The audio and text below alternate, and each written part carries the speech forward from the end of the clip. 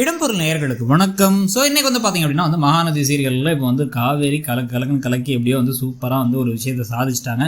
நாளைக்கு அந்த ரெஜிஸ்ட்ரேஷன் வேறு நடக்க போகுது. இப்போ விஜய்க்கே யார் வந்து இந்த இடத்த வாங்க போகிறோம் அப்படிங்கிறத சொல்லாமல் அப்படியே கொஞ்சம் கோல்மால் வேலைகள்லாம் செஞ்சு பசுபதிக்கும் தெரிய வராமல் நம்மள்கிட்ட ஏமாற்றி நம்மளை அலைய விட்டவங்கள திருப்பி ஏமாத்துறது சுகம் தானே அப்படிங்கிற மாதிரி வந்து ஒரு பிளானை யார் போடுறான்னு வந்து பார்த்தா முதல்ல நிவின் போட்ட பிளான் அதை காவேரி கரெக்டாக வந்து இம்ப்ளிமெண்ட் பண்ணிடுறாங்க. பண்ணி இப்போ கடைசியில் வந்து பார்த்தா சக்ஸஸ்ஃபுல்லாக வந்து அந்த 50 லட்சம் பணமும் வந்துட போது, கூடவே 1 லட்ச ரூபா பணம் வந்து இவங்களுக்கு கமிஷனாக வந்துடவும் போகுது. ஸோ இப்போ இந்த சமயத்துலாம் வந்து பார்த்திங்க அப்படின்னா வந்து பசுபதி திருப்பி இங்கே வந்து தங்கி நம்மள்ட்ட ஏமாற்றி விற்றது மட்டும் இல்லாமல் சரி பணம் போனால் போயிட்டு போகுது.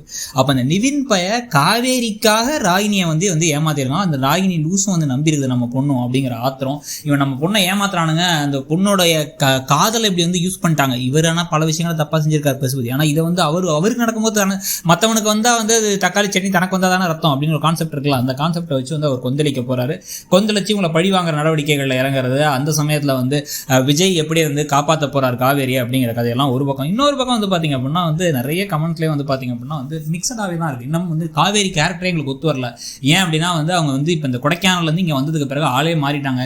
அப்படியே வந்து விஜய் கூட சேர்ந்துட்டு இப்போ நிவினை மொத்தமாக மறந்துட்டாங்க, நிவினை டீலில் விட்டாங்க. அவர் என்னன்னா வந்து இவங்க பின்னாடியே சுற்றிட்டு இருக்காரு, எங்களுக்கு பிடிக்கவே இல்லை எங்களுக்கு அப்படிங்கிறாங்க.